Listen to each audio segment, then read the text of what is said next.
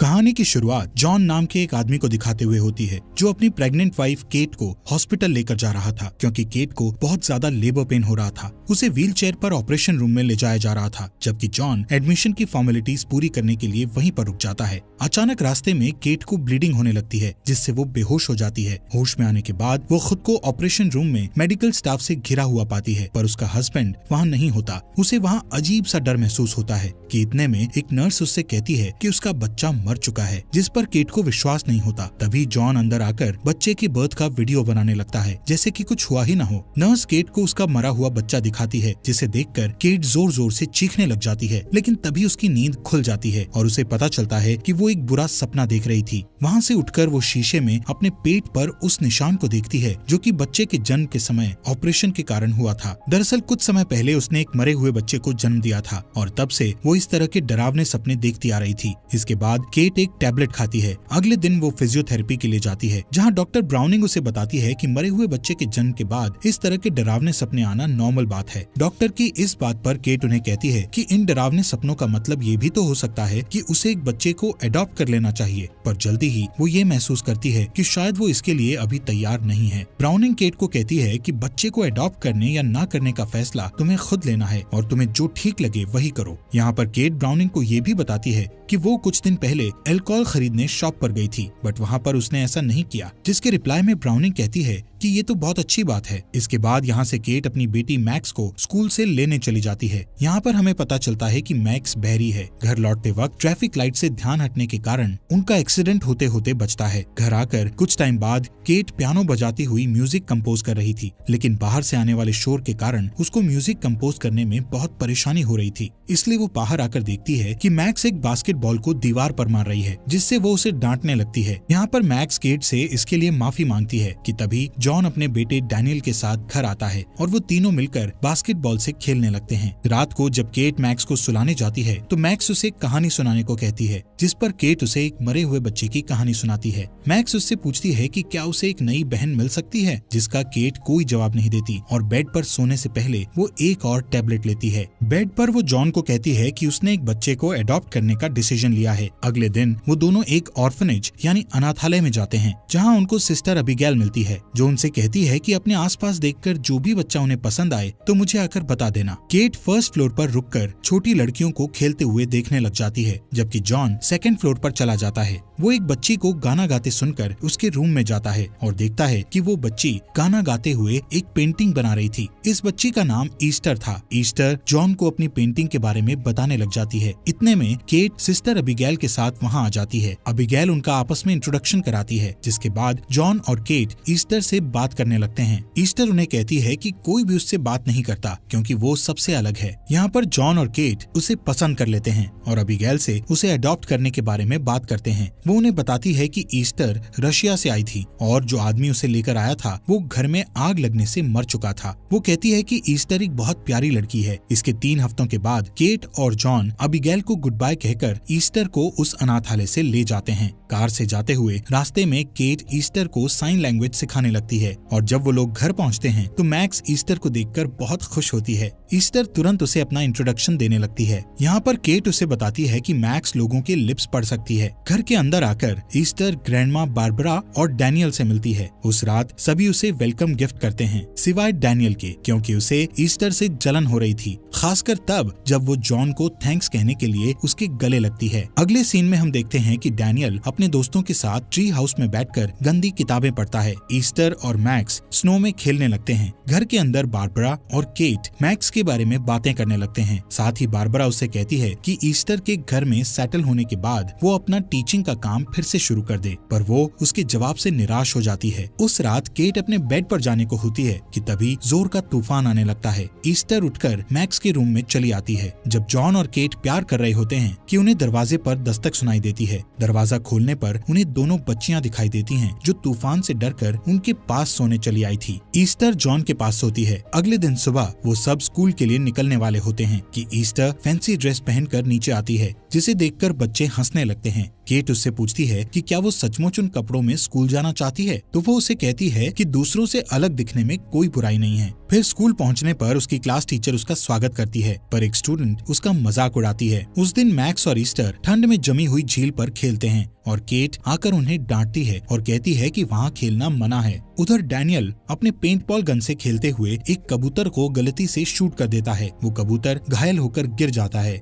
Easter और max उसके पास आते हैं और उसे अपसेट देखकर ईस्टर उसे एक बड़ा सा पत्थर देकर उसके दर्द से छुटकारा दिलाने के लिए कहती है, पर डैनियल इनकार कर देता है। तो ईस्टर खुद उस कबूतर को पत्थर से मार डालती है। बाद में ईस्टर नहाने चली जाती है। केट जब रूम में धुले हुए कपड़े रखने जाती है तो देखती है कि ड्रॉवर में एक पुराना बाइबल अटका हुआ है। वो उसे निकाल कर देखती है तो उसमें एक आदमी का फोटो मिलता है। ईस्टर बाथरूम से निकलकर उसे देख लेती है। स्कूल में ईस्टर की वजह से डैनियल के फ्रेंड्स उसका मजाक उड़ाते हैं, इसलिए वो चिढ़कर उसे धक्का दे देता है, जिससे उसके बुक्स बिखर जाते हैं। जब वो उन्हें उठाने लगती है तो उसके क्लास की एक लड़की को उसका बाइबल गिरा हुआ मिलता है। वो दोनों उस बाइबल को लेने के लिए छीना झपटी करते हैं कि वो उछलकर जमीन पर गिर जाता है। ईस्टर उसे जल्दी से उठा लेती है, पर उस लड़की का हाथ उसके चोकर पर चला जाता है और वो उसे डॉगी कहकर बुलाती है। इस पर ईस्टर जोर से चीखती है। बाद में घर पर केट उसे पियानो बजाना सिखाती है। फिर वो स्कूल में हुई घटना के बारे में उससे पूछती है, पर वो उस बारे में कोई बात नहीं करना चाहती थी। तब केट उसे एक स्क्रैप बुक देती है जो उसने उसके लिए बनाना शुरू किया था। ईस्टर उससे उसके मरे हुए बच्चे के बारे में पूछती है। केट उसे सारी बातें बताती है और उसे गुलाब की वो झाड़ी भी दिखाती है जहाँ उन्होंने उसकी राख को बिखेरा था। डिनर के बाद बच्चों को सुलाकर केट और जॉन किचन में ही रोमांस करने लगते हैं कि अचानक ईस्टर वहाँ आ जाती है। अगले दिन सुबह केट ईस्टर से इस बारे में बात करना चाहती है, पर वो पेंट करती हुई बेफिक्र दिखाई देती है और केट से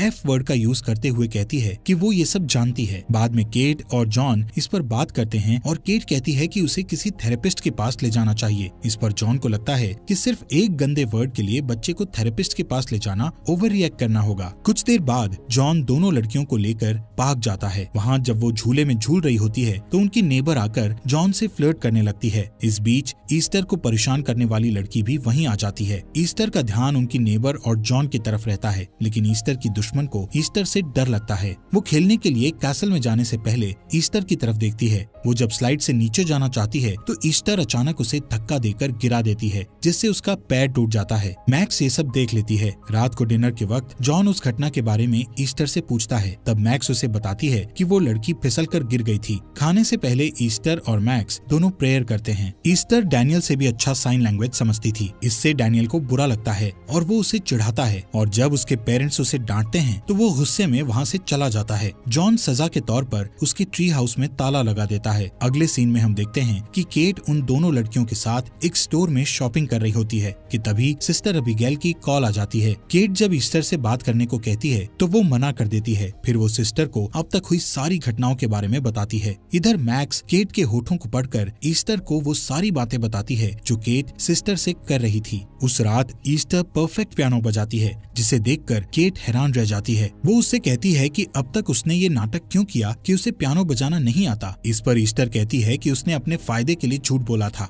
उस रात केट और जॉन में ईस्टर को लेकर काफी बहस होती है, जिसे सुनकर दूसरे रूम में ईस्टर बहुत खुश होती है। एक दिन सिस्टर अबिगेल उनके घर आती है और वो केट और जॉन से ईस्टर के पास्ट के बारे में कुछ बातें बताती है कि उसने पहले भी कुछ बच्चों को चोट पहुंचाई थी, पर उसके खिलाफ पुख्ता सबूत न होने की वजह से वो श्योर नहीं है। ईस्टर उनकी सारी बातें सुन लेती है और मदद के लिए मैक्स के पास जाती है। वो उससे कहती है कि अगर उसने उनकी मदद नहीं की तो वो बुरी औरत उसे वापस ले जाएगी। इधर केट को अबिगेल की बातें सही लगती हैं, जबकि जॉन को लगता है कि वो ओवर रिएक्ट कर रही है। केट उसे थेरेपिस्ट के पास ले जाने को कहती है, जिसे जॉन मान लेता है। ईस्टर मैक्स को ट्री हाउस की चाबी लाने के लिए कहती है और सेफ से जॉन की गन निकाल लेती है। वो उस गन से एक को छोड़कर बाकी सब बुलेट्स निकाल लेती है। उस गन को वो मैक्स के ऊपर पॉइंट करती है, जिससे वो बुरी तरह डर जाती है। अब हम देखते हैं कि सिस्टर अबिगेल जब अपनी गाड़ी में उनके घर से निकलती है, तब ईस्टर मैक्स को एक ब्रिज पर ले जाती है और कहती है कि वो लोग उसे इतना डरा देंगे कि वो दोबारा यहाँ कभी नहीं आएगी। जैसे ही कार ब्रिज पर पहुँचती है, वो मैक्स को धक्का देकर सड़क पर गिरा देती है। अबिगेल की गाड़ी उस पर चढ़ने ही वाली होती है कि वो गाड़ी मोड़कर उसे बचा लेती है। मैक्स को रोता देखकर वो उसे उठाने जाती है तभी ईस्टर उस पर हथौड़े से हमला कर देती है और उसे रोड से हटाने के लिए मैक्स से हेल्प करने को कहती है। वो दोनों उसे रोड से लुढ़काकर नीचे गिरा देते हैं, पर अबिगेल अभी भी जिंदा होती है, इसलिए ईस्टर उसे हथौड़े से मारकर खत्म कर देती है। फिर वो दोनों ट्री हाउस के अंदर जाते हैं, जहाँ ईस्टर अपने खून लगे कपड़े और हथौड़े को छुपा देती है। वो मैक्स को कहती है कि अगर उसने इसके बारे में किसी को भी कुछ बोला तो वो लोग उसे भी उसकी मदद करने के जुर्म में उसके साथ जेल भेज देंगे। वो मैक्स को ये भी कहती है कि वो उसे प्यार करती है। डैनियल उन्हें ट्री हाउस से उतरते हुए देख लेता है और ईस्टर भी उसे देख लेती है। उस रात ईस्टर एक धारदार चाकू के साथ उसके रूम में आती है और उसे किसी को कुछ न बोलने के लिए धमकाती है। वो बहुत डर जाता है और डर की वजह से डैनियल का पेशाब निकल जाता है। इधर सीन शिफ्ट होता है जिसमें जॉन और केट ईस्टर को लेकर थेरेपिस्ट ब्राउनिंग के पास जाते हैं। जब ईस्टर बाहर इंतजार कर रही होती है, थेरेपिस्ट उनसे कहती है कि ईस्टर के साथ कोई समस्या नहीं है, बल्कि समस्या केट के साथ है। वो कहती है कि केट को तीसरी बार मां न बन पाने के कारण एक अधूरापन महसूस होता है, जिसे वो ईस्टर पर निकालती है। जॉन उसकी बातों से सहमत होता है। जब वो वापस घर आते हैं तब केट को ऑर्फनेज से कॉल आती है और वो बोलती है कि उनके यहाँ जाने के दिन से ही सिस्टर अबिगेल वापस नहीं लौटी है। पुलिस उनकी तलाश करती है और उन्हें उनकी बॉडी वहाँ मिलती है जहाँ ईस्टर ने उसे छोड़ा था। पुलिस ऑफिसर केट और जॉन से बात करते हैं, पर वो कहते हैं कि उन्हें किसी पर कोई शक नहीं है। इधर ईस्टर अपने रूम में अपने एक्वेरियम की लाइट को ऑन और ऑफ कर रही होती है, जिससे उसकी बनाई हुई पेंटिंग जो उसने इस घर और फैमिली के लिए बनाई थी और डरावनी लगती है। इन घटनाओं से परेशान होकर केट डिस्टर्ब्ड बच्चों के बारे में ऑनलाइन सर्च करती है और जो कुछ भी उसे पता चलता है वो उसे जॉन को दिखाती है। वो फिर से उससे सहमत नहीं होता है। इस पर वो कहती है कि अब वो दोबारा डॉक्टर ब्राउनिंग के पास नहीं जाएगी। केट ईस्टर को लेकर चिंतित रहती है और वो कहती है कि वो रशिया के ऑर्फनेज से कांटेक्ट करेगी जहां से ईस्टर आई है। जब वो कॉल करती है तो उसे पता चलता है कि उनके पास ईस्टर नाम की किसी लड़की का रिकॉर्ड नहीं था। अगले दिन जॉन ईस्टर को डेंटिस्ट के पास ले जाने के लिए उठाने आता है, पर वो जाना नहीं चाहती थी, इसलिए वो उसे दूसरे दिन ले जाने का वादा करता है। फिर वो दोनों सारा दिन साथ में पेंटिंग करते हुए बिताते हैं। ईस्टर उसे कहती है कि केट उसे पसंद नहीं करती है। इस बीच केट दूसरे बच्चों को स्कूल छोड़ने जाती है और उनसे ईस्टर के बारे में पूछती है। वो दोनों झूठ बोल देते हैं कि उसने कभी कुछ गलत नहीं किया है। उस रात ईस्टर किचन में केट से कहती है कि वो उसके लिए कुछ गिफ्ट लेकर आई है। फिर वो उसे गुलाबों का एक गुलदस्ता देती है जो उसने उस जगह से तोड़ा था जहाँ इसकी बेटी की राख पड़ी थी। ये देखकर केट अपसेट हो जाती है और उसे जोर से पकड़कर झंझोड़ देती है। इस पर जॉन कहता है कि ये उसकी गलती थी। उसी रात ईस्टर गैराज में जाकर अपना हाथ तोड़ लेती है। सोने के टाइम वो जॉन को बुलाती है और कहती है कि उसका हाथ बहुत दुख रहा है। जब वो चेक करता है तो देखता है कि उसका हाथ टूटा हुआ था। वो लोग डॉक्टर के यहाँ से लौटते हैं तो वो उसे अपने बेड पर सुला देता है। जब केट अंदर आती है तो वो उस पर नाराज होता है, पर केट कहती है कि उसने उसे इतनी जोर से नहीं पकड़ा था। थोड़ी देर बाद वो एक लिकर स्टोर में जाकर 2 बॉटल शराब की खरीदती है। वो थोड़ा पीने के बाद बाकी बची हुई शराब नाली में फेंक देती है। अगले दिन सुबह जब वो बच्चों को स्कूल छोड़ने जाती है तो कार से निकलते हुए डैनियल का बैग फट जाता है। केट उसकी मदद करने जाती है, पर तभी ईस्टर कार को चालू कर देती है, जबकि मैक्स उसके अंदर थी। केट कार के पीछे तब तक भागती है जब तक कार बर्फ के कारण रुक नहीं जाती। उस रात जॉन के कहने पर डॉक्टर ब्राउनिंग उसके घर आती है और सुबह वाली घटना के बारे में चर्चा करने पर केट उससे कहती है कि उसने कार को पार्क किया था, पर मैक्स ईस्टर को बचाने के लिए झूठ बोल रही है। तब जॉन शराब की वो दूसरी बोतल उसे दिखाता है जो ईस्टर को मिला था। थेरेपिस्ट उससे कहती है कि उसने उसके लिए रिहैबिलिटेशन सेंटर में जगह बुक करके रखी है। केट शराब वाली बात उसे सच बता देती है, पर वो लोग उसकी दोनों बातों पर विश्वास नहीं करते हैं। जॉन उससे कहता है कि वो कहानियां बनाती रही है और उसे कहता है कि अगर वो 1 हफ्ते में रिहैब सेंटर नहीं गई तो वो उसे छोड़कर बच्चों को ले जाएगा। इस बीच ईस्टर मैक्स को डराती है कि अगर उसने उसके बारे में कुछ भी बोला तो वो उसकी माँ को गोली मार देगी। बाद में डैनियल जब मैक्स के रूम में आता है तो वो उसे अबिगेल और ट्री के बारे में सब कुछ बता देती है। वो कहता है कि वो ट्री हाउस से उसकी छुपाई हुई चीजें निकाल लाएगा, पर ईस्टर ये सब सुन लेती है। केट रात के समय उठती है और चुपके से मैक्स के कमरे में जाती है, पर अचानक ईस्टर लाइट जला देती है। वो लोग उन घटनाओं के बारे में बातें करते हैं कि ईस्टर उसे उसकी वो डायरी दिखाती है जो उसके पास थी और उसे बताती है कि वो उसे पढ़ चुकी है, पर केट को उससे कुछ फर्क नहीं पड़ता। अगले दिन केट फिर से ऑर्फनेज में कॉल लगाती है, पर जब उसे कुछ पता नहीं चलता तो वो ईस्टर के बाइबल को ढूंढती है जो कि उसे उसके महंगे खिलौनों के बीच छुपा हुआ मिलता जाता है। उसे उसके अंदर कुछ आदमियों की तस्वीरें मिलती है। वो देखती है कि उसमें सारने इंस्टीट्यूट लिखा हुआ था और वो तुरंत उस शब्द का अर्थ ऑनलाइन ढूंढने लगती है और वहाँ से मिले नंबर पर फोन लगाने पर उसे पता चलता है कि वो कोई ऑर्फनेज नहीं बल्कि एक मेंटल हॉस्पिटल था। इस बीच डैनियल चुपके से अपने घर से निकलकर ट्री हाउस में जाता है ताकि वो ईस्टर द्वारा छुपाई गई चीजों को निकाल सके। ईस्टर उसका पीछा करती है और सबूतों पर पेट्रोल डालकर उसे जला देती है और डैनियल को उस जलते हुए ट्री हाउस के अंदर लॉक कर देती है। वो अपनी माँ को पुकारता है पर वो ईस्टर के बारे में छानबीन करने में बिजी रहती है। ट्री हाउस की छत पर चढ़कर डैनियल मदद के लिए चिल्लाता है। वो लकड़ी के एक बीम पर गिरता है और वहाँ से फिसलकर जमीन पर गिर जाता है और ईस्टर उसे देखती रहती है। केट आग को देखती है कि अचानक उसकी नजर ईस्टर पर पड़ती है जो एक बड़ा पत्थर लेकर डैनियल को मारने जा रही होती है। मैक्स उसे धक्का देकर दूर हटा देती है और इससे पहले कि वो और कोई नुकसान पहुंचाती, केट वहां पहुंच जाती है। डैनियल जिंदा रहता है। थोड़ी देर बाद वो सब हॉस्पिटल में होते हैं और डॉक्टर उन्हें बताता है कि डैनियल को सीरियस नेक इंजरी हुई थी जिसके कारण उसे कुछ भी याद नहीं है। ईस्टर जॉन से डैनियल के बारे में चिंता जताती है। केट वो सारी बातें जॉन को बताती है जो उसने ईस्टर के बारे में पता किया था, पर वो अभी भी केट से सहमत नहीं होता है। जब वो लोग बहस कर रहे होते हैं तब ईस्टर डैनियल के रूम में जाती है। मैक्स को ईस्टर के बारे में सब पता था इसलिए वो उसके पीछे जाती है। ईस्टर डैनियल के मुंह पर तकिया रखकर उसे दम घोंटकर मारने की कोशिश करती है और ये देखकर मैक्स भागकर अपने पेरेंट्स को बुलाती है। डैनियल के रूम का अलार्म बजने लगता है और डॉक्टर्स उसे बचा लेते हैं। केट गुस्से में ईस्टर को थप्पड़ मारती है पर वहाँ मौजूद स्टाफ उसे पकड़ लेते हैं और बेहोशी का इंजेक्शन दे देते हैं। इस बीच उसका एक इम्पोर्टेंट कॉल मिस हो जाता है। बाद में केट जब नींद से जागती है तो तुरंत डैनियल के बारे में पूछती है। वो जॉन से रिक्वेस्ट करती है कि वो ईस्टर को मैक्स के पास ना रहने दे। उस रात मैक्स अपने कान का हियरिंग एड निकाल देती है और उसके डैड चादर से लपेटकर उसे सुला देते हैं। ईस्टर उसे गुड नाइट कहने के बहाने अंदर आती है और उसका हियरिंग एड उठा लेती है। जॉन लिविंग रूम में बैठा शराब पी रहा होता है। तभी ईस्टर एक बड़ी औरत के जैसे कपड़े पहनकर उसके पास आकर उसके बगल में बैठ जाती है। जॉन को कुछ समझ में नहीं आता। ईस्टर उसे किस करने लगती है। इस पर जॉन उसे समझाता है कि वो उसे इस तरह प्यार नहीं करता जैसे वो अपनी पत्नी केट से करता है। जॉन उसे उसके कमरे में जाने को कहता है। तब वो उससे कहती है कि वो उससे इस तरह बात ना करे जैसे कि वो कोई बच्ची हो।